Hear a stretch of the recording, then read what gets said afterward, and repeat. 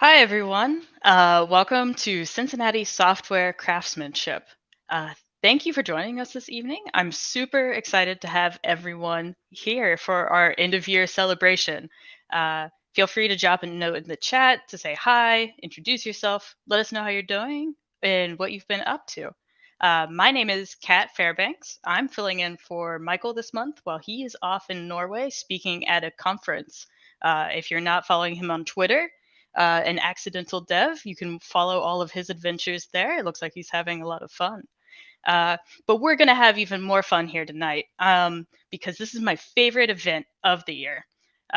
Each year in December, instead of having one big talk, we're doing 5 to 7 minute lightning talks all in one evening. We have 7 amazing speakers lined up, so let's get moving. We have a lot to get to. As always, you can keep up with our events and any announcements on our various social media accounts. We've got all the usuals. You can find the links to all of these accounts from our website, craftsmanship.dev. So it should be easy to find us, hopefully. Also, we're going to be giving away a license for any one JetBrains product. To enter, type #CSC in the chat. Moobot should be giving you the instructions in chat shortly. At the end of the stream, we'll be drawing 2 winners. And don't forget that you have an extra chance to be selected if you follow us on Twitch. Next, we've got a couple upcoming meetup announcements. Next month, we are kicking off 2022 with Mission Impossible Prep, Testing with Cypress, presented by Bekah, Hawrot, Weigel, who is also going to be speaking here tonight.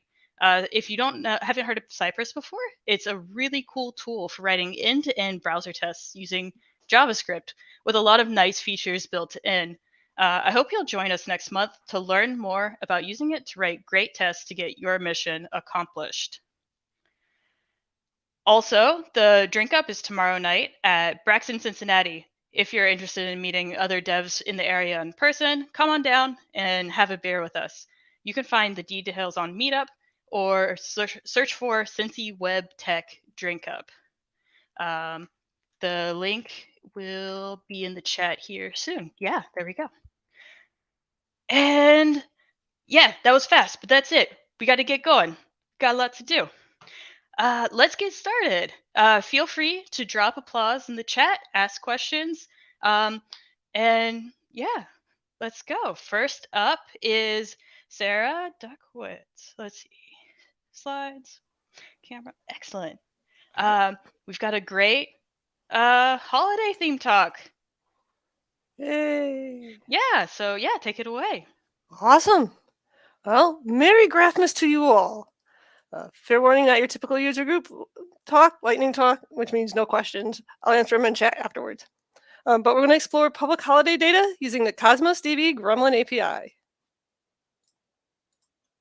So what is Graphmas? I love graph databases. I love Christmas at this time of year. Combine them together, shrink them down to Graphmas.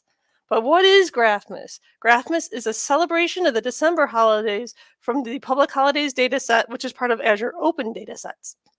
And I wanted to see the relationship between the countries and the holidays, and so we put them in a graph database, specifically the Azure Cosmos DB Gremlin API. What you see in the upper right corner, that's the breakdown of the holidays in the public holidays dataset for December by month, or by day. We will come back to that. So stay tuned to the Festive Tech calendar for details. This talk is super fast. We're talking about 7 minutes. December 5th, my 25-minute video about this topic comes out. So rest assured, I slow it down. I'm not always the micro machines guy. Azure Cosmos DB Gremlin API. If you're not familiar with Azure Cosmos DB, it's a multi-model database. Think it has Core SQL, NoSQL. In terms of NoSQL, there's MongoDB, there's a Graph API, there's the Cassandra, which is the column store API, MongoDB, and the table API key value pair. But Cosmos Gremlin API, graph databases. So we talk about things and relationships. This is what you need to know. So vertexes, those are things. Edges, those are relationships. They are directional. They matter. The graph is the collection of vertices and edges. And then you'll see labels. In this case, these labels are the node descriptions. They are not the type of the node, but that way we know what we're talking about. Now, what's an easy way to see this graph data? It's going to be Azure Data Explorer. So portal.azure.com, you go to your Gremlin API, you go into the graph settings, you change the style because it defaults to IDs. How many of you love looking at your data in IDs, especially GUIDs? Because that's what you see, GUIDs for days. Instead, we go in, change the style. Show the vertex, I want to see the name. For the colors, set it to this label property. Show all neighbors, I want to see sources and targets. More on what those are as we go. So Azure Data Explorer, this is what you see in the browser. There's a results column, a graph, and a Portugal. Portugal is the properties for that particular node that's it's highlighted. Graph does not always appear. Graph only appears when appropriate. So if you're looking at vertices, you'll see graph. If you're looking at edges, you typically don't see graph. You just see JSON. Basic queries. What do we want to know getting started? How do we get vertices? How do we get edges? When you work with Gremlin, G is your go-to. G is your guy. G is a graph. G.v, V capital, open parenthesis, close parenthesis, that's vertex. G.e, E for edges, V for vertex. That's going to be a trend in Gremlin. You'll notice this. Now, if we go back to G through V, notice there's results, graph, and details. G.e, JSON, and query stats. No graph. Learning about the labels and properties, how are these things structured? We have this label that tells us the different types of like the vertices and the types of edges. So G.v.label, G.e.label for edges, .dedupe, deduplicate. Let's see the unique values here. So the dedupe for the labels for the vertices, we have country and holiday. For edges, we have celebrates. We're going to show all the properties for a holiday vertex so you know what we're looking at. You can see that there's a label for a name and a label for a holiday date. Those are your two properties. Those are that's the very first one that comes back. How do I know it's the first one? .limit1. So top one in SQL, .limit1 in Gremlin. .properties is the properties breakdown. Yep, Scooby-Dooby-Doop. Show all properties for the country vertex. So this is, just so you can see, .has label. We filter down what kind of label we want to look at. Same thing with edges. You can do has label for the edges. Limit1, again, we're getting the first one back. Edges, they could have other properties. This particular sample does not. Holiday is the only one that has additional properties besides name. So what do we want to know about this data set? How many holiday vertices do we have? When I ran this the first time, there were 67. I do has label because my vertices are labeled with holiday. How many countries? There's 37. Again, I use has label. .count makes it easy for us to do a general, think of it as your general aggregation of a whole. How many edges? All is 107. All right, so how many vertices that have a holiday date property? So all holidays have a holiday date property. This shows you can search to see how many objects, how many vertices have a particular property. Has not means that they don't have that property. All right, grouping, group by. It is not group dash by, it is not group underscore by, it is not even group by smashed together. It's group parentheses dot by, then there is what you're going to put the property that you want to group by. The second by, that's the aggregation. So I want to group by the holiday date, and I want to count how many names are going for each of those dates. So that's what's going on here.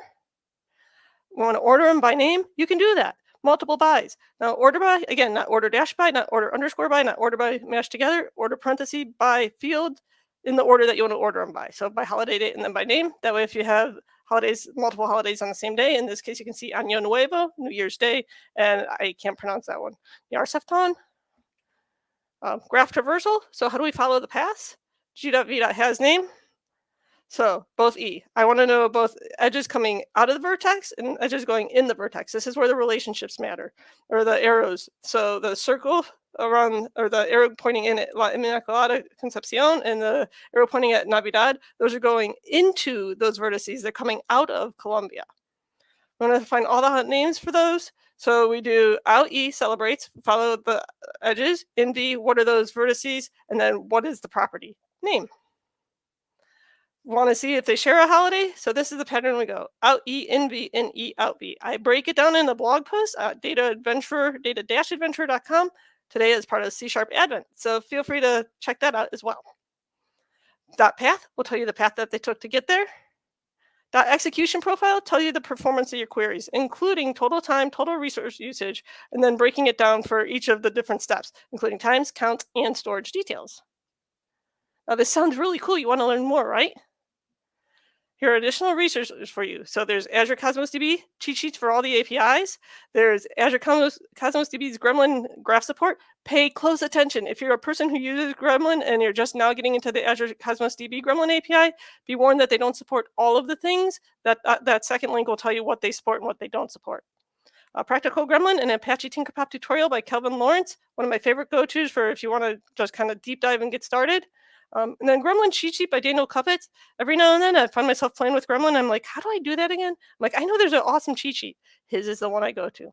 I will make these slides available in my GitHub repo called Graphmas. So github.com/Suzuki/Graphmas. I'll make sure to tweet it and post it here in Maine after the talk. But Merry Graphmas to you all, and I hope you all have a happy holiday season. If you have any questions, feel free to ping me on Twitter. It's @Suzuki. Connect with me on LinkedIn, linkedin.com/in/Suzuki. Pretty much Suzuki everywhere. But yeah, happy holidays. Merry Graphmas to you too. That was Thank awesome. you. Thank you so much for sharing with us. Next up, we have Bekah. Bekah's going to be talking to us about how to make our organizations better with documentation. I really need this talk, so I'm excited for this one. Take it away. Hi. It's useful to unmute. Yeah. I noticed it. It's like the worst about Zoom chats these days. I'll go on for 5 minutes and forget. Okay, take it away. We got it this time. Thank you. I'm ready. Thank you so much for having me. I am Bekah Hawrot Weigel, and I'm very, very excited to talk about documentation because I think that documentation is one of the most underrated things out there.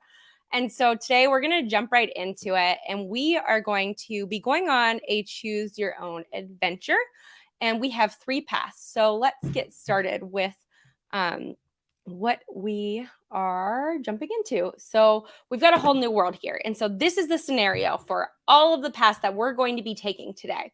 We're dropped into a new world. We don't know where we are. We don't know who else is there, the things that we can use, our tools. The only thing that we can think of is survival.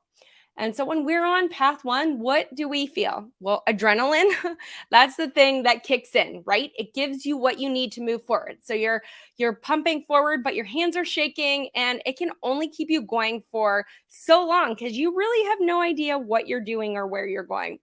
And you make a turn, and suddenly you are hit with bad news fireballs after bad news fireballs. You didn't turn in your forms on time. Your tests are failing. You've introduced a bug. You parked in someone else's spot, and you missed a meeting. Guess what? Game over. So that was path 1. We don't want that. That is not the experience that we want when we're being dropped into a new world. So let's see if we can go down path 2 and if that gets us anywhere better. So this time, we're not totally without support. We have this map. It is very large, and there are many things that are on that map. Maybe we can navigate through them, but we will see. We're back in this new world, and we see that there are routes that we can take, but maybe there are some shortcuts. And so we're going to go ahead and try to take a shortcut and see if we can get to where we want to go a little bit more quickly. And when we take this path, things start to devolve a little bit quickly. And we have found that we have now made progress right into the rainy department or the rainy component. This is not where we want to be. So we go as fast as we can and continue moving on.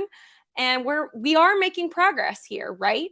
We are moving forward. It seems to be in the right direction, but we're moving and moving and moving. And maybe we really aren't making progress. We are just continuing to go on. And so we aren't really making any progress or going in the direction that we need to be going in. And so we make a turn, and suddenly we find ourselves surrounded. That is why no one took that path. There are many conflicts in the way.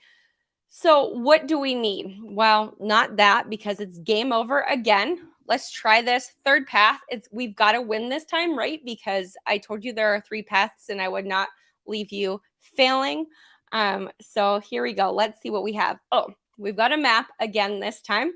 We see the path, we see tools, we see people, And when we go into those different sections of the map, we can talk to those people. We can find out why they made decisions, where we should go next, get the input that we need to get where we need to go on this map. This is good. This is good. Feeling confident here. And so this is what documentation is. This map shows the users the paths that they can take, where those tools are, where they can find the people they need to talk to, and even the roadblocks that they might run into. Gives them the landmarks along the way. If you're anything like me, you can tell me to go southeast, but I don't know where that is. But if you tell me to make a left at the McDonald's, I am good to go. So we've got these landmarks, and this is what clear documentation is about. And when I talk about documentation, I'm talking both internal and for your code base, because I think both of these are key to the success of teams. So the goal of documentation should be to clearly communicate to your audience, to eliminate confusion, and foresee questions and needs of your users and your developers. You're giving the users the tools that they need to succeed. So we're going to dive into some different paths for documentation, and I'm going to tell you why I think it's just as or even more important than code. And it creates continuity, it helps with retention, and it allows for efficiency. There are two, so I've already kind of referenced this. Oh, I need to go back a little bit because I went too far forward, I think. So when we're talking about internal documentation and we're talking about code base, for both of these, we need to have onboarding. Onboarding is my word of the year, I think. We're going to lay out the world for our teammates. We're going to lay out the world for contributors. We're going to hand them a map that's going to empower them to move forward and make changes. So at the very least, it should outline your paths of communication, your policies and procedures, and provide resources as needed. We want to create a space for institutional knowledge, okay? So the things that people don't have written down, but it's historical and things that people might need to understand the context of where you are now. We want to know about the history, the relationships, the interactions of the world. This is how we make processes clear. Who or what should they turn to if they find themselves at a roadblock? There should be some explanation of the path ahead. It's okay if that path changes, as long as they can anticipate that path changing and have the confidence to navigate the path on their own, knowing where to find the tools or to find the fairy that is going to give them all of the hearts so they can continue moving forward in the game. Some of the things that they should know, this might seem small, but you should know, is there a lunch hour that everyone takes? Are there company activities that employees should know about? Is there a style for writing code? Are there companies, how is that code documented? And what part of the team deals with different aspects of the code? We can't mix and match all of these styles, right? Not in one code base. These have to be in their own separate games. So we have employee responsibilities and resources. We want to know how we do project management. We want to know if there are forms or procedures about how people can support them in their job. Are you using issues or discussions or Notion? What are the tools that you're using? How can they use them to get past these red movie thingies in the game? How are decisions made? So let's remember that onboarding is also an opportunity for feedback. Ask people, give an invitation for their feedback. Evaluate your best practices. And always remember that documentation is a living document. This means that you need to evaluate it on a regular basis. When you grow and change, which is a good thing, your docs should keep up with you. As clear communication, there are some ways to avoid confusion. You want to make sure that you're specific. Is there an example that you can provide or a breakdown that will help? Is there a style guide? Are there reasons that you've made decisions in your code base that would be useful to onboard someone new? Have you defined acronyms? We don't want our lack of clarity to end up creating unexpected conflict like a number of chickens chasing us in a video game. As with any type of writing, you always want to make sure that you consider your audience. Sometimes we've been deep in a code base for a really long time and we forget what it's like to be dropped into this new world. These docs should be accessible to everyone on your team. You can provide links, you can provide different resources for people, but everyone should be able to read those. As part of this, organization is also a key, and it's one of the most underrated things. You have to have thorough docs, but if you haven't taken the time to properly organize them, it will look like you took all of the elements on that map that we already saw and you just dropped them into random order. Lack of organization will lead to unintended and bad consequences. That's not helpful. We do not want our documentation to be a puzzle. This is why documentation is so beneficial to preventing things like this. It starts to create a single source of truth for the people who are looking at it, for the organization or the project. And when someone has a question, they know where to turn. And that's really important. And it powers up both you and your teammates. If someone moves on from your team, there's less of a chance for roadblocks for your team. You should know where that person is on the map and have some indication of how and why they ended up there. When your audience understands what to expect and how to approach questions, challenges, and work, they are more likely to feel confident. It creates a trustworthy environment where teammates know that you care enough to decrease friction and to help you understand the new worlds that you're being introduced to. In a trustworthy environment, people are more likely to innovate because they worry less about the unpredictable problems that could pop up.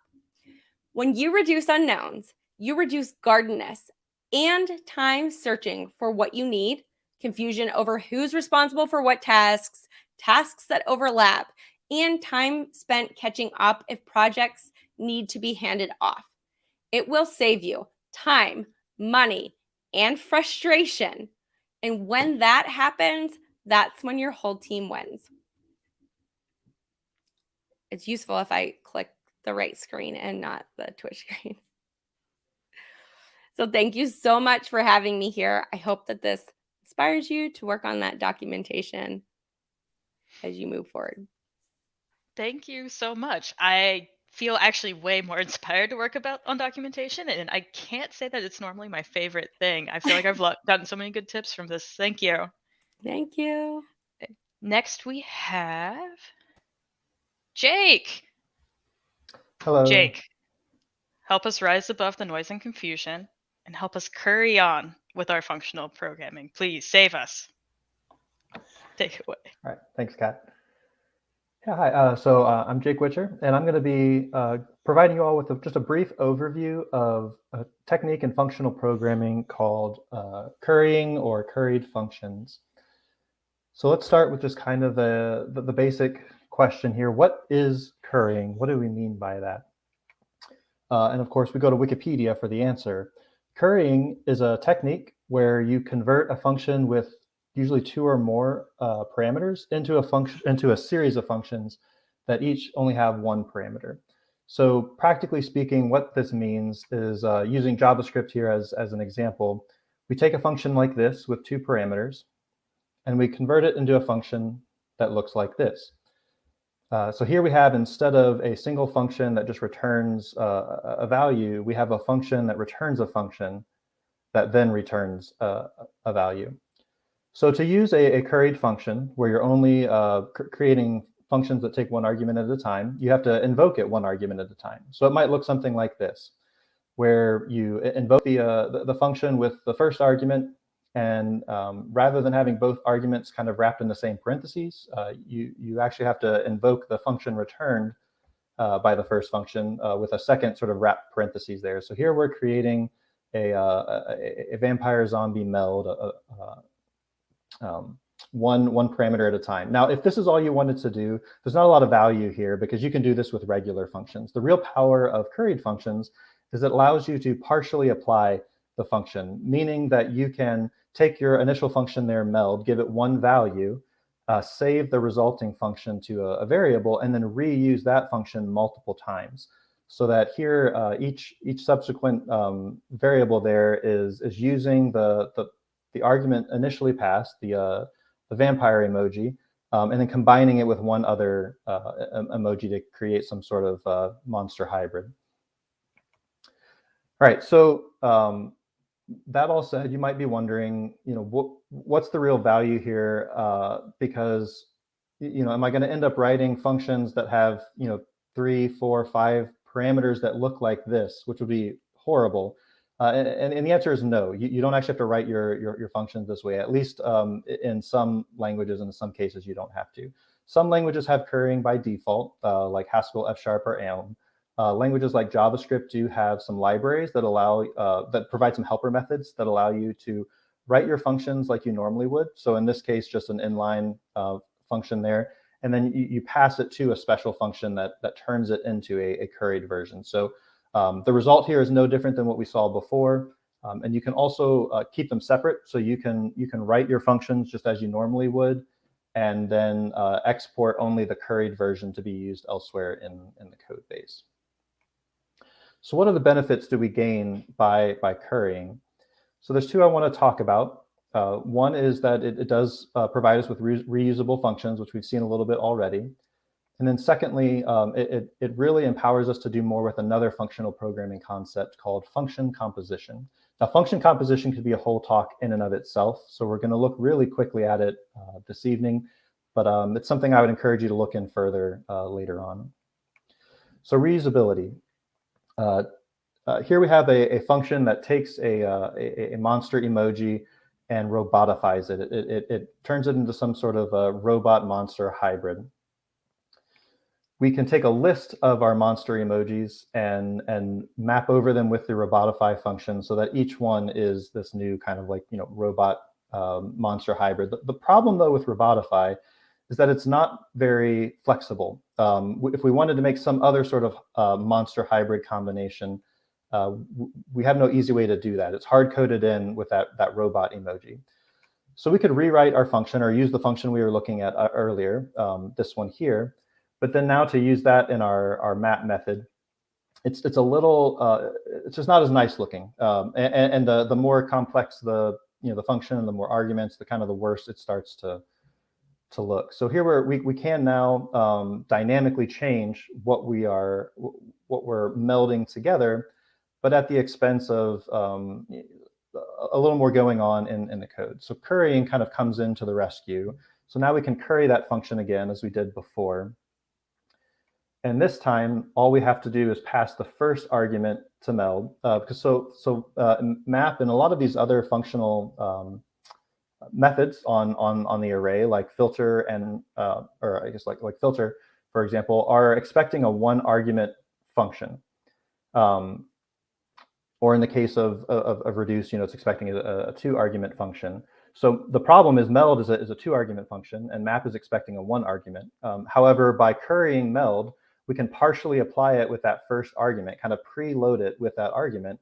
And now it is the right shape for the map function. It's a single argument function. So this gives us a lot of reusability. We can create more abstract generic functions and then partially load them with specifics. Now, here I'm just kind of loading it with some data is a way to think about it, but you could also partially load it with another function so that you kind of have a sort of a strategy pattern going on where you are taking a very generic function, and in a way that's what map is. Map, you're telling it specifically how to map by passing a function to it. So there's a lot of opportunity to reuse and more kind of generic abstract functions when you have a curried function. All right, so the other advantage you get from curried functions is it does expand what you can do with function composition. So again, function composition is a pretty big topic in and of itself. So this is going to be just sort of a quick overview. So here we have 2 functions. We're not going to worry about what they actually do. We have robotify and trap, and we want to combine them together into some new function. So to do that, we're calling robotify with an argument, and then we're immediately kind of using that as the argument for trap. So this is kind of how you would typically combine functions in JavaScript if you don't do anything else. Functional libraries like Ramda have a compose functions that lets you do this in a little more readable way. This may not be so bad when you just have 2 functions, but if you want to compose 3 or 4, it can start to get kind of challenging to read. And compose is just a function that takes 2 or more single argument functions and combines them together in the exact same way we're doing here. It just kind of simplifies the process a little bit. However, the limitation is that it does require 1 argument functions. So again, if we want to go back to using 2 argument functions like we were before, here we're using it without the compose helper function from Ramda. And it's starting to get a little harder to read. We have to, it's hard to see which arguments belong to which function and what's actually going on here. Compose makes this a little bit cleaner, as long as it's combined with curried functions and partial application. So now I can partially apply meld with its first argument, and now it's a single argument function. I can partially apply trap, making it a single argument function. And then now they're exactly what compose is looking for, and they're ready to go. And this is really helpful when you want to combine functions that have 2 or more arguments, and you want to make those functions reusable. And you don't want to have a lot of arrow functions and lambdas everywhere kind of cluttering the code base. So if you'd like to learn more about currying as well as function composition and other functional programming topics, there are a few resources I have listed here, and I will make these available. I'll share the slide deck on LinkedIn. You just find me at Jake Witcher on LinkedIn. And yeah, so the first 3 there are on currying specifically. The last resource is kind of on functional programming in general, specifically in JavaScript, and I highly encourage you to take a look at those. Thanks. Yeah, thank you. I feel functional programming, I think, is one of my favorite things. And I feel like this was a really great explanation and introduction. Thank you so much for sharing with us. Thank you. Yeah. Next up, we have Matt Elin with the shirt to match his talk. Any functional programming explanation that involves zombies is up my alley. So awesome. Thank you. Take it away, Matt. All right. So I'm Matt Eland. I'm an instructor at Tech Elevator up in Columbus, and I'm going to talk to you about Die Hard. So about a month or so ago, right before Halloween, my wife and I had what I would call an interesting conversation about whether or not Die Hard is a Christmas movie. Well, judging by my attire, you can probably guess my attitude on the topic. But we both had very compelling arguments, but neither one of us was able to convince the other one. Now, please feel free to put in chat your own opinion on this matter. I think it'd be a very interesting discussion here, and also we'll be able to see who's wrong. Because I decided, you know what? The day before, I actually took and passed the Azure AI Fundamentals exam. This is a Microsoft certification, and as part of that, you have to go through a bunch of stuff related to machine learning and the things you can do on Microsoft Azure. And I thought, well, wait a minute. This is ultimately a classification problem. We're trying to see if Die Hard is or is not a Christmas movie. I wonder if I could have Azure make this decision for us and resolve this argument that my wife and I and the rest of the internet have been having for quite some time now. And so I formed this plan, and my plan was, hey, I need to get a set of data about movies. I need to get all this sorts of information about the movies, the release date, the genre, the keywords involved in that movie's plot, maybe some information about ratings and budget and things like that, as well as knowing whether or not it's a Christmas movie.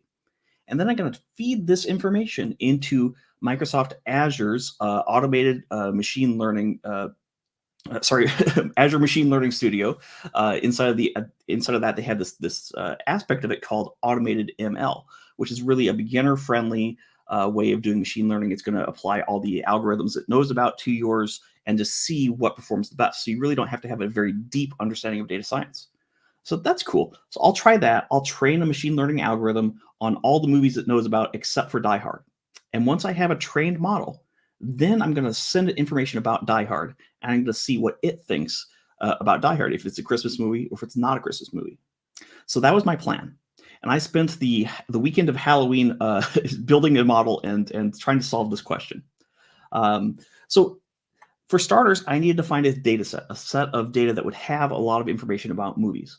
And I went out to Kaggle.com, which is a data science community. It has a lot of data sets and other things, competitions, tutorials. It's a really good place for learning data science.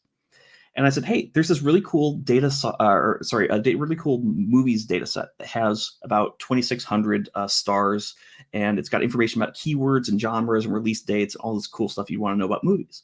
There's probably enough information in here for a machine learning algorithm to determine whether or not something is a Christmas movie. So that's great. I now have 45,000 movies in my data set. But now I need a way of determining whether or not each one of those movies is a Christmas movie. Classification is a supervised machine learning problem. And with a supervised machine learning problem, you need to know for each row in your data set, is it a Christmas movie? Is it not? What are we trying to predict? That's how the machine learning algorithm evaluates how successful it is. So I said, well, I could go through 45,000 rows and determine whether or not something is a Christmas movie, or I could have my wife do it. But either one, I'm wasting a whole lot of time, and I'm introducing my own bias into something, and I don't want to do that. So I went out and I did a search on the internet, and I looked for lists of Christmas movies. And I took the top 5 results. You can see them pictured here, little screenshots from them. And I said, hey, we're going to consider something a Christmas movie if it shows up on at least 2 out of these 5 lists. And I wound up with about 48 total movies on that list that were on at least 2 of these movies, or 2 of these lists. And interestingly, Die Hard was actually on 4 out of 5 of those lists. And the 5th one, Thrillist, I think actually explicitly said, sorry, John McClane, we're not considering you a Christmas movie. So all 5 of those things made mention of Die Hard. Now, that didn't matter for training my algorithm, but I thought it was curious. So I took this information here, and I took my Kaggle data set, and I did some data wrangling. I opened up a Jupyter notebook in VS Code, and I identified and removed outliers, movies that never released, movies that had bad data associated with them. And I whittled it down to about 14,000 rows and included some labeled information about whether each one is a Christmas movie or not. Now, I'll give you some links at the end of this where you can find out really my whole process. And there's a 55-minute video of this coming out as part of Festive Tech Calendar at the end of the week on the 4th. But I took this comma-separated value that was a result of this with all my trained data. Now, notably, this data didn't include Die Hard. And I sent it off to Azure's automated ML. And I said, hey, I want to create a new training run. Here's the data I want you to use. I want you to predict whether or not it's a Christmas movie. Here are the parameters. I want you to run it on this compute instance that I'm setting up that has a GPU graphics card, and it costs me $1.40 an hour to run it, but I can turn it off when I'm not using it. And I want you to just go and find the best model for this. And automated ML is just going to find that model for you and identify it and figure out what algorithms work and which ones don't, and what hyperparameters you need for them. So I really didn't need to know too much about the differences between the different algorithms to run my experiment. I need to know a lot about the data and how to structure an experiment, but I didn't need to know about the nitty-gritty of a random forest versus a decision tree, for example. So my early models did not perform very well. They actually were very good at identifying movies that were not Christmas movies, but were very bad at identifying any Christmas movies. And the problem was I had 48 rows in there that were actually Christmas movies and 1,400 rows or 14,000 rows that weren't. And so I needed to really sort of upsample the rows that were Christmas movies in order for the machine learning algorithm to have a chance at finding them. The other thing was that it really couldn't find much of a relationship between the data until I started giving it information about keywords. Keywords would be something like whether the movie features an elf, whether it has a helicopter in it, are there dinosaurs in the movie? And there wound up being about 14,000 keywords in this data set. And that was way too many columns for Azure to make an informed decision about. This wound up being something called the curse of dimensionality. So what I had to do is I had to actually take all those keywords and reduce them down to a comma-separated value and store that in a single column, and then turn on deep learning as I was training the model. It takes a little bit longer to train, but Azure was actually able to find a relationship between all these points of data. Now, when you run in automated ML, you actually get some really cool metrics around its performance. But the most beneficial one is a confusion matrix, which shows you all the true negatives, all the true positives, as well as the false positives and false negatives. So you can see how accurate your model is and what it might be misclassifying things. So you usually like to see a really strong correlation along this diagonal line. And this final model I came up with actually had a perfect classification level, which was a little alarming because you don't want things to be overfit towards your data.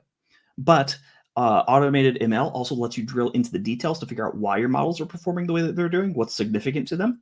It turned out the keywords were really, really significant. And the most significant factor for determining if something was a Christmas movie or not was whether it had keywords related to Santa Claus, nerd, faith, gift, bell, beard, North Pole. I don't know why nerd was a factor. I really need to look through the data and figure that one out. But if it had any one of these things, it was very likely to be a Christmas movie. And there's some other keyword sets that were a little likely to be a Christmas movie, but not like conclusive, and some things that really, really weren't. And so that convinced me that this model was actually a pretty viable one. And so I decided to test it out. Now, in automated ML, if you have a good model that you like, you can either download it or you can deploy it. And so I deployed this as a web service, and it generated a random name. And the random name it generated for me was Jolly Ocean, and I thought that was amazing. I filled out the JSON for Die Hard. Now, remember, this algorithm has never seen Die Hard before. It has no idea if Die Hard is a Christmas movie or not. I explicitly removed it from the data set that was used for training and validation. I clicked test, and it sent it off, and it's going to classify what it expects the is Christmas movie value to be. And I got back a single number, 1. And that 1 here means that, yes, Virginia, Die Hard is a Christmas movie. But not only that, I wanted to see how confident it was. So I changed my experiment a little bit, moved it from a classification experiment to a regression experiment where we're predicting a numerical value between 0 and 1. It was 95.7% certain that Die Hard was a Christmas movie, primarily because Die Hard takes place on Christmas Eve at a Christmas party. You remove those 2 factors, and it's now no longer a Christmas movie, according to Microsoft Azure. So yippee-ki-yay, welcome to the party, pal. If you don't agree with my results, take a deeper look at what I came up with, my procedures. Let me know what I did wrong. I'm still learning data science myself. But also, you have all the tools you need to do this yourself. Go out to Kaggle.com, find a data set you're interested in, try a different one than I used, clean the data differently than I cleaned it. Automated ML is really cheap and really accessible. It's very easy to use. But also, you're totally wrong. It is absolutely a Christmas movie. If you want to learn a little bit more about my process, a little bit more about data science, you can check out my YouTube content at mattondatascience.com. It will redirect you to my channel. I have some videos coming out there shortly on this whole process for Die Hard. I also have written content at accessibleai.dev, which actually includes a more detailed version of my Die Hard process, including links to the repository that I have for this. And finally, if you are interested in getting into machine learning, you can always do what I did and go and take the AI 900 Azure AI Fundamentals exam. Just be warned that if you do that, it takes about a week to prepare, and you may wind up spending the entire weekend of Halloween determining whether or not Die Hard is a Christmas movie. Thanks for having me. This is awesome. Thank you so much for this very valuable scientific experiment that has proved the truth that Die Hard is indeed a Christmas movie. Even the chat agrees. We have one holdout, but he hasn't seen it. So yippee-ki-yay. Yippee-ki-yay. Thank you, Matt. Next up, we have Lucia Searchy with the Anatomy of a GraphQL Query. Let's get into it. Awesome. Yeah, thank you for that talk, Matt. I do agree that Die Hard is a Christmas movie. So yeah, we have the anatomy of a GraphQL query here, in which we dissect the GraphQL query. Before we get into that, though, what is GraphQL? Well, it's a query language for APIs, and I think GraphQL.org really puts it succinctly and gets into the essence of it when they say that you ask for what you want and you get it, and we'll see some examples of that in the following slides. So this is looking at the first line here. This is our little GraphQL query. The top line determines the operation type. Here it's a query, and we have query heart anatomy query. And that second part, heart anatomy query, can be changed just according to the developer's want. It's kind of like a note to self on what this query is doing, or what this maybe set of queries is doing. Next up, we have the query name. In this case, it is arteries.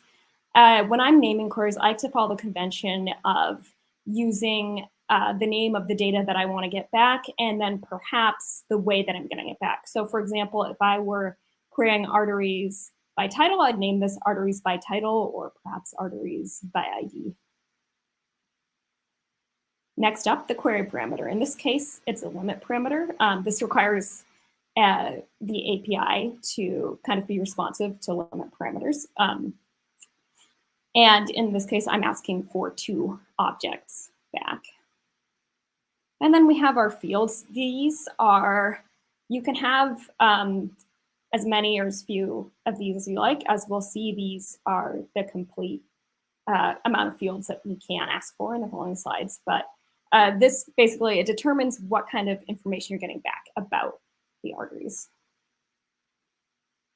So in medicine, you'll hear people talking about symptoms and causes. And causes are something like a virus, right? And a symptom kind of is a result of the cause, and something like a runny nose. So let's look at a symptom or an effect of this query. So we can see that this query returns this effect, this JSON data. We've got just a layer, a data layer wrapping around it. Then we've got arteries as a top level object, and you can see that that mirrors the name of our query already. So we're starting to see what it means when we say in GraphQL, you ask for what you want and you get it, right? And then it returns an array of 2 objects because we asked for a limit of 2. And each of these objects contains a key value pair corresponding to ID and title in our query. Now that's the effect. What about the cause? What makes us able to write this query and get this data back from the API? We're going to take a look at something called schema definition language, or it's commonly referred to as SDL. And you can see how we would define this query here. First of all, we define the type that we would want to return. We're calling it arteries. And we have 2 possible fields in that type named ID and string. And they are also of scalar types, ID and string. Those come out of the box with GraphQL. Those exclamation points mean that they're required for the type. Next up, we have our query type. And beneath here, we can see that we've got the title, arteries, and then we're defining the parameter too. So we have limit int. That means, we can't have something like limit bananas in our query. And then we're returning that arteries type. Now, we have brackets around that arteries type because we want to return an array of objects. This is a bug that I see sometimes in GraphQL APIs or GraphQL layers where I see some people leave these brackets off and then they get 1 object back and I'm not sure why.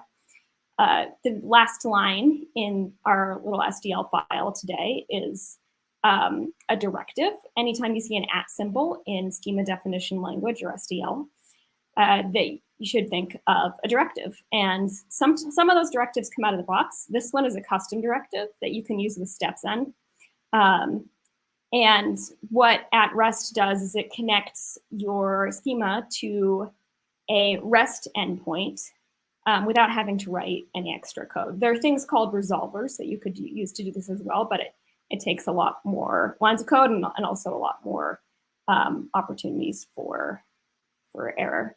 Endpoint is an argument that the directive REST accepts, and you can see there we've got the URL for the API. Some other things that @REST can accept are headers. That concludes my little talk. I hope that you've come away from it having learned a little bit more about GraphQL, and I hope that you feel inspired to learn more. I've got some resources I can recommend. I'll also drop them in the chat so you can go straight to them. GraphQL.org is houses the documentation for GraphQL, so you're always going to want to have a tab there up when you're working with GraphQL. I highly recommend playing around with it at graphql.stepzen.com. It's a studio that gives you direct access to APIs and to their pre-deployed endpoints so you can use them directly in your projects. There's also moonhighway.com that the lovely Eve Porcello, it's like her main access point for hero sources, and I highly recommend those as well. This month I have an Advent of GraphQL calendar going. When it's a Notion calendar, I'm releasing a new challenge every day, and I'll drop a link for that in the chat. Thank you so much for having me. I also say I really appreciate Kat for accommodating all of the technical things that happened coming up in front of this talk. Yeah, no problem. It has to happen to somebody. There's too many of us for one of us not to get cursed. So Thank you for being the one to deal with that for us. And thank you for your talk. That was awesome. Next up, we have Taylor Desson. Yo. Yeah, we're going to talk about social media profiles. I hope it's not a review of mine. No, it's It's not a not good. review. It's Okay. not a review. Awesome. Thanks. Take it away. Though, thanks for putting this on. I appreciate it. Hey everyone, thanks for watching. Listen, we got a few minutes here. What I want to do is I just want to go over the reason why social media is so important, and I want to give you kind of a quick story about why I've put so much stock into social media over the last year and a half. So when COVID hit March of 2020, so as a recruiter, we are very much trained to meet people, shake hands, kiss babies every single day. It is a grind, and I've done it for 7-8 years. I've been in the industry for 10. And COVID hit in March 2020, and I realized that I couldn't go to lunches anymore, right? Couldn't go to coffees anymore. And so I was like, what the heck am I going to do? And I really started to take note of, man, how can I really start to meet people moving forward in my career? And so I really started to dive into LinkedIn, right? And so there's 3 major ways, if you're watching now and you're not scrolling through TikTok until your eyes bleed, like I typically do, I would write this down. There's 3 main ways to use social media to find your dream job. The first off is to actually post content. Listen, a lot of these speakers here, I know they're fantastic. They post content. Now you're probably thinking, Taylor, listen, are we about to dive into marketing? Or are we about to dive into social media? Here's the deal. There's so many similarities from the job search and marketing. It's wild. The big thing is posting content. Now, for all you introverts out there, which I know there's a lot of introverts, believe it or not, I'm an introvert. I'm running on fumes. If you get me in the morning, I'm much funnier. But the thing is that when it comes to posting content, if you're an introvert, now is your time to shine, because you can literally post one thing a day on LinkedIn about what you've learned in the tech community, right? Whether you're the junior developer and you just learned the, newest thing about React, or you're a senior engineer and you are trying to work on your management skills, all those things you need to post to social media. I have a morning show. A few of the speakers have been on it. And I had one on Monday, and I've heard this so many times, but this individual's name is Jacob. He said it perfectly. And Jacob said, the reason why you post content as a job seeker is to be discoverable. Listen, conferences are coming back, right? React conference in Miami, it will be there. I'll be there. I'm going to probably try to be there, right? Conferences are coming back online, but at the end of the day, we are going to live in a mainly virtual world. And I will tell you this, the more comfortable you can get posting online, the more you will be discovered for your career long-term. Listen, the guy I interviewed on Monday, he literally posted one tweet and he found his current job because somebody saw that tweet online. So first way, post content. Very simple, just live journal blog. Second thing is actually liking and commenting and engaging with people on social media. Listen, I've met so many people in the last 1.5 years, 2 years by literally me just liking and commenting on their posts because they posted something funny. Listen, there's a lot of recruiters out there that are way more wittier than I am that post GIFs and memes about the job search. I always try to comment, always try to engage, always try to give back. If you're not much into blogging and you're really not much into sharing information, you can literally like and comment people's statuses. If you go on LinkedIn and you start paying attention to LinkedIn algorithm, they actually benefit the individuals that comment and like because your name pops up more. Listen, the job search is all about timing. And so if you are not constantly engaging with people online, you could miss the opportunity for a hiring manager to see your information. Like I could talk to Cassandra going on next, right? I could talk to her a month ago. I could have completely forgotten about her. And then I have a job as a hiring manager that could be a great fit for her. And because I saw her post on LinkedIn or comment or like my comment on LinkedIn, I'm like, I need to call her. She'll be a great fit for this job. I'm telling you, that's how the job search works. It's literally all about timing. And listen, the third way to leverage social media to find your dream job is the DMs. Listen, it goes down in the DMs. I can't tell you the amount of DMs I send every day to try to meet new people. And here's the deal, right? Again, I get so many conversations around, listen, we're all introverts. Literally, I'm not even a developer. I'm a recruiter and I'm an introvert, right? So I can't even imagine the personality sometimes from developers. Like, listen, y'all don't want to be talked to, be left alone. Just give me my computer and my keyboard, my mechanical keyboard. And I will tell you this, you can have so many meaningful conversations in the DMs. And I've built so many amazing relationships. I have built, like Bekah, who's spoken here. Like, I never met her in person until literally KCDC this year. And I feel like I've known her forever because we've DM'd. I've had her on my live show. That helps. That was in person. But at the end of the day, it's all through messages, right? And so that is the way to build relationships online. And listen, okay, you're talking about DMs. What the heck do I message? Listen, there's 3 ways to compose a good DM. I really wish I knew this while I was dating, but hey, I'm married now with a kid, so things are looking up. First thing, admiration, flattery, right? You always want to note something that someone is doing. Hey, listen, I admire that you do this. Hey, I admire that you do that. I've been following you for a very long time. Would love to chat with you. The next thing is the specific amount of minutes that you want to talk to somebody. Listen, at the end of the day, when my mom texts me, hey, you got 5 minutes? What does that mean? That means an hour, and ain't no one got time for that. I don't got time for that. You don't got time for that. So list a specific amount of time. Hey, Mr. and Mrs. Manager, do you got 3 minutes? You got 5 minutes? You got 7 minutes? And list one question, right? If you are messaging a complete stranger, they want to know what they're about to get into. And so what I would do is I would message the question, right? So, hey, Mr. and Mrs. Manager, I've admired your company from afar. Y'all have won a bunch of awards here in Nashville. It's been my dream to work there. I would love to take 3 minutes of your time to ask you what makes this company so special. I will tell you this, if you do that with your DMs, your response rate is going to go through the roof. The typical response rate for recruiters is 20% in our industry. So every 100 messages, you get 20 responses back. That's it. If you do this tactic, your response rate is going to shoot up tremendously. And when I say shoot up tremendously, I mean around like the 50% mark. And so that is going to elevate your job search. So that's all I got. That was it. Short and simple, to the point. Tried to get this in 6 minutes. I think that was the instruction. So again, to recap, 3 ways to use social media. This is Twitter, Instagram, TikTok, LinkedIn, you name it. 3 ways to use, 3 ways to leverage social media, post content, AKA just literally tell me what you learned today, every day. 2, like and comment people's statuses. 3, DM a crap ton of people. And then the 3 ways to DM somebody: admiration, flattery, a specific amount of time to talk, and then 1 specific question. So that's all I got. Thanks, y'all. I appreciate it. Thank you so much. Yep. I feel like I actually know how to maybe use these things now. Yeah. All right. Next up, we have Cassandra Ferris. You there, Cassandra? But my sound and camera are not on, apparently. Yeah. Right. Okay. There we go. Hi. Hi. Okay.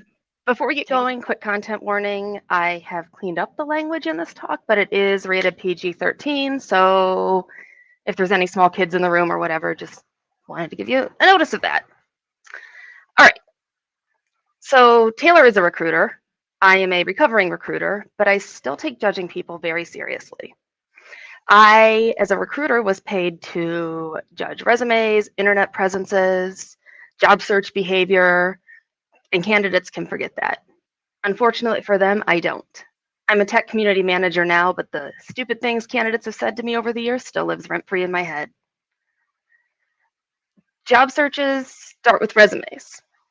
Resumes are really boring. They provide you limited information about your experience, but until you learn to network your way into a job, Taylor or I could help you with that, you're gonna need an updated resume. A good resume starts with an objective statement, except it doesn't. Objective statements always say dumb stuff like, I'm looking for a challenging new job. You're looking for a new job? Shocked. Why else are you sending me your resume? So save that space. Maybe you can fit more buzzwords. And if you think recruiters like buzzwords, try looking at the resume of a developer who says they have extensive experience with immersive, mobile, agile, cloud, blockchain, Corgi.js, augmented reality, AI, UX, ML, IoT, WTF, BBQ. Just makes my eyes glaze over. My eyes also glaze over on the skills summary of a section that lists every technology you've ever touched. Edit that stuff and only list the things you want to work with. Or don't get upset when a COBOL recruiter contacts you about a COBOL job when your resume says you've done COBOL. And while you may have peaked in high school, your resume is not the place to mention it. I'm looking at you, developer, who said your biggest life accomplishment was your high school track and field career. I'm glad you worked hard to achieve that goal, but your resume is not a college entrance essay. Recruiters are good at judging, but they're also excellent internet stalkers. If someone's interested in your resume, the first thing they're going to do is they're going to Google you. Twitter can be a powerful networking tool, or it can kill your job search. If all your tweets are about what idiots your coworkers, boss, and clients are, I'm not interviewing you, especially if that's happened everywhere you've ever worked. And if your Twitter feed is a steady stream of misogynistic material, if you're going on and on about how women aren't smart enough to work in tech, so diversity isn't a problem, I'm not interviewing you, and I'm telling my recruiter friends to stay away. Good luck finding a job. Let's talk about LinkedIn. Bikinis, not appropriate for profile pictures. Neither are wedding photos, funny memes, cars, your video game collection. And to the Agile coach who used a blow-up porpoise in his profile pic and made a pun about having purpose, I appreciate the pun, but no. LinkedIn is not OkCupid, and it is not Twitter. It's a professional platform. So messaging me to say that I have a pretty smile gets you nowhere. And certainly don't suggest that you'd like to meet me over an intimate round of drinks first. It's just creepy. Don't know why my slides are acting up. But speaking of creepy, do not slide into my DMs and send me pictures of your naughty bits. When I ignore the picture, don't send another one. And definitely don't follow up asking what I thought. I'll tell you the truth. I'm going to hurt your fragile little ego, and then I'm going to block you and tell my recruiter friends too. Speaking of ego, I get it. You're a tech professional. You're smart. You're in demand. And modesty isn't a career-enhancing trait, but neither is being condescending. So starting every sentence with, you probably don't understand what this means, but just tells me you're an arrogant mansplaining jerk. And dude, you're not God's gift to programming. Don't care how smart you are. You've not been the smartest person on every team you've ever been on with 20 years of experience. And when you have 3 years of experience, don't care what your parents told you, you don't deserve to be CEO at 25. As a matter of fact, your parents should have no part in your job search. I don't care how upset your dad is that I didn't hire you. Having him called to yell at me for not hiring his son won't help, and Daddy Dearest shouldn't be doing your salary negotiations either. Good recruiters are advocates. They are not your bartender, your priest, your doctor, or your therapist. I don't need to hear about your digestive issues and relationship problems and financial woes. And please don't allude to your freaky bedroom activities. Leave that stuff for the internet or find some like-minded friends. Laziness gets you nowhere. Don't say you're looking for a new job but tired of learning new things all the time, or talk about how hard it is to keep up. Keeping up with change and learning is part of our industry. Take your interviews from a quiet location, not your car, not the bar, not the gym, not the bathroom. If we're meeting for coffee, change out of your pajamas. I met you before my workday starts because you said it was best for you. If you didn't have time to get out of your pajamas, we should have rescheduled. Recruiters judge people, but they're legally required not to discriminate based on age, race, gender, and a bunch of other stuff. If you're being discriminatory, the conversation ends. Don't want to hear about your team has too many people who aren't Americans, and I certainly don't want to hear you call your project manager the chick who runs our projects.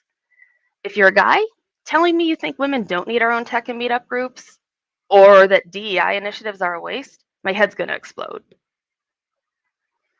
So next time you want to complain about a stupid recruiter, please stop and think about all the stupid things recruiters put up with every day. I highly doubt a recruiter's mom ever called to yell at you, and I'm certain a recruiter never sent you an unsolicited picture of their naughty bits. Thank you. Wow. Don't have any resources to share, but I am always happy to chat about all things related to the human side of tech and hear your recruiter horror stories. I do not want to see the things you've seen. Thank you so much for sharing with us and dealing with all of us. Very welcome. Yeah. And thank you to everyone who has spoken for us this evening. Please give them a huge round of applause in the chat. And we'll get to the closing ceremonies. It is the last call to enter the JetBrains giveaway. To enter, type hashtag CSC in the chat. I'll give you another 30 seconds or so as we wrap up here.